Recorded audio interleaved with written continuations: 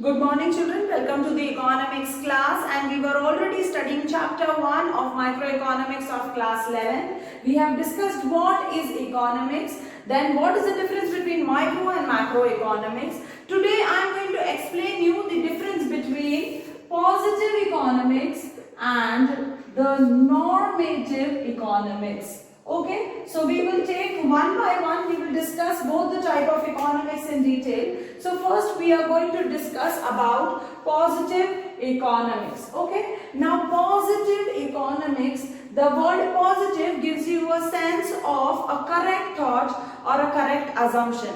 The same is dealt with this part of economics. This part of economics basically deals with economic issues.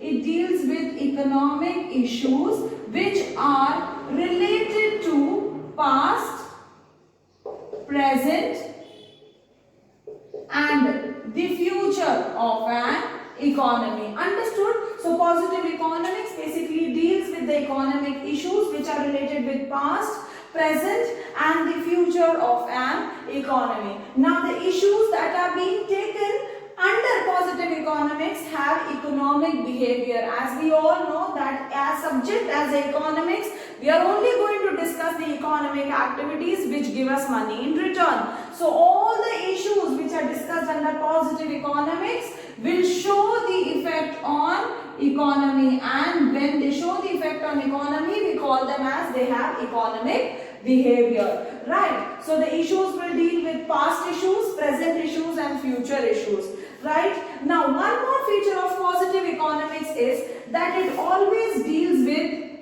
facts and figures, yani it does not work on assumptions. Yeah, rough ideas by positive economics does not work. It deals with facts and figures, and when it deals with facts and figures, it gives you clear idea about that economic issue.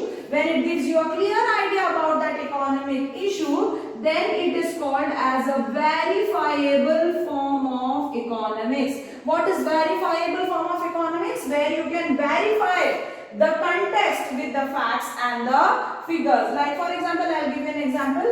Before independence, India was 29% of the India's population was under poverty. So the 29% is the fact and the figure, right? Now whenever someone asks you that what was the population of poverty-ridden population of India before independence, you can directly say 29%. And how you can verify it? Because positive economics always shows the verifying amount or verifying statements related to the economic issues of past, present and future. Because they deals with facts and figures, that is why they are considered as the verifiable one. And when they are considered as the verifiable one, they actually give you the exact scenario. Okay. Now one more feature of positive economics is that they do not give judgment.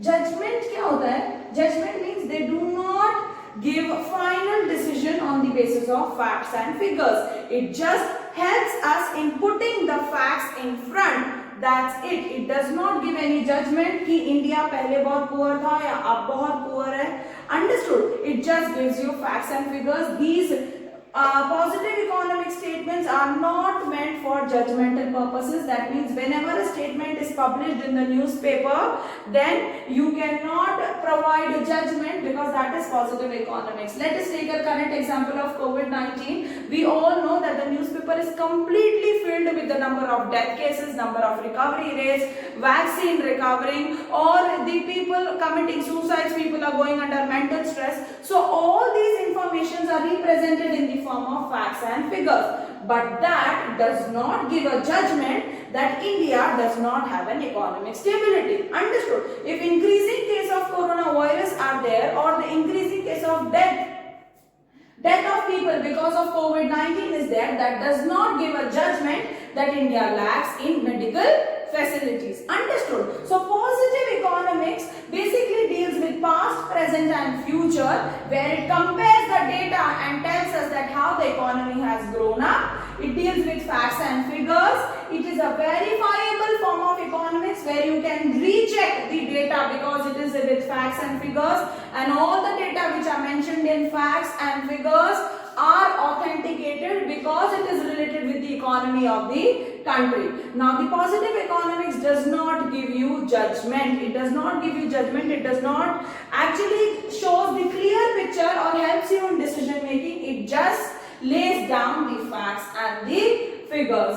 Understood? Now sometimes people misunderstand with verifiable. They think that when positive economics can be easily verified because it gives you details in numbers, then it is ultimately considered as truth. No, it is not considered as truth. The details given by positive economics are definitely verified with numbers and facts. But children, it does not show you the real picture because when the data is collected, it is collected from different areas, and sometimes it happens that not all the data are depicted wherever there is a display of economic issues. Understood? Any doubt with this topic of positive economics? Now I am going to explain you with the next topic of normative. We are going to begin with talking about normative type of economics. Children, we need to understand that normative type of economics is just contrast of positive type of economics. Because positive tells you about past, present and future. Past means it tells you what was the condition, economic issue.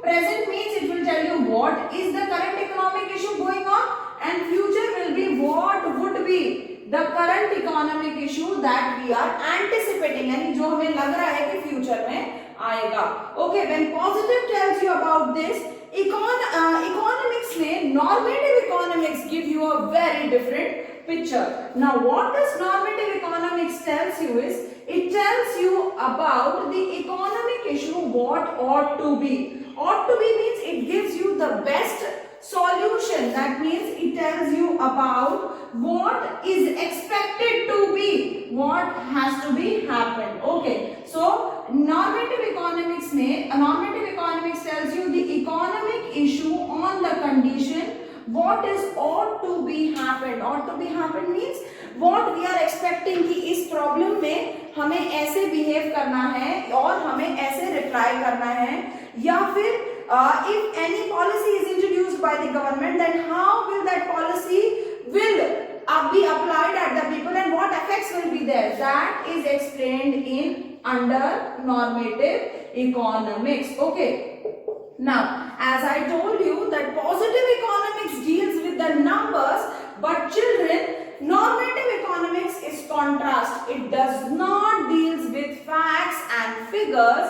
It only involves judgments and debates. Okay, it actually has opinions of economists according to the current situation which is prevailed in the country. It does not deals with facts and figures. It only have thoughts and opinions which leads to judgments and debates. Because it is leading to judgment and debate and it does not have facts and figures, hence it is not verifiable. You cannot verify the statements given by normative economics because individual thoughts actually influences the statements of normative economics. For example, अगर हम MG NREGA की बात करें, we all know Mahatma Gandhi National Rural Employment Guarantee Act is called as MG Narega. You have already studied in class 10th economics about MG Narega. Now, some economists feels that MG Narega is going to increase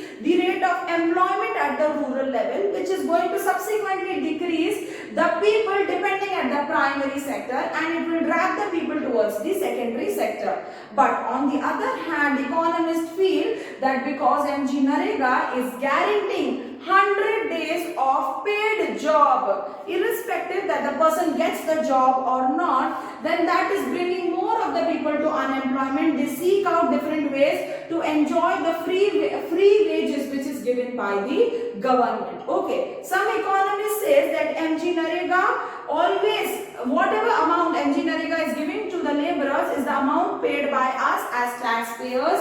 The tax amount is not utilized for the development development of the country, but it is utilized to pay for the people of MGNREGA. So normative type of economics is a little bit controversial type of economics. It basically leads to judgment and debates. It is based on the discussions or the opinions of economists, and that is why, because it is on the opinions and opinions can differ from people to people, that is why it is not verifiable form of economics. See, understood? See, judgment does not mean that it is giving a best formal solution. No, it is not giving you a best solution. In fact, judgment can differ from people to people. हो सकता है मेरे को लग रहा हो कि MGNREGA is a good policy for rural people. On the other hand, I guess you might be thinking that time MGNREGA is another and useless policy, because people in rural areas, they do not take their job seriously. They enjoy the policies which are given by the government. Understood? With this, we come to an end of discussing the topic of positive and normative economics. The difference between positive and normative economics is constantly asked in the exams, and it comes for a 3-mark or a 5-mark questions. In 1-mark MCQ types questions also it can come that state the type of economics which give judgments or opinions, then definitely it is a normative type of economics. Question can come that if positive economics deals with facts, then why can't it cannot give judgments? Then you have to actually justify the statement, and again such statements can only be justified on individual opinions, okay, because facts can give you real data, but it cannot show you the real scenario what is there at the grassroots level. Understood? With this, we have come to an end of this economics chapter 1, video number 3. Okay, we have discussed with the topic of positive and normative economics. Go through your book and then go through your chapter again. In case you are not able to understand the chapter, go through the video again. It would be really helpful.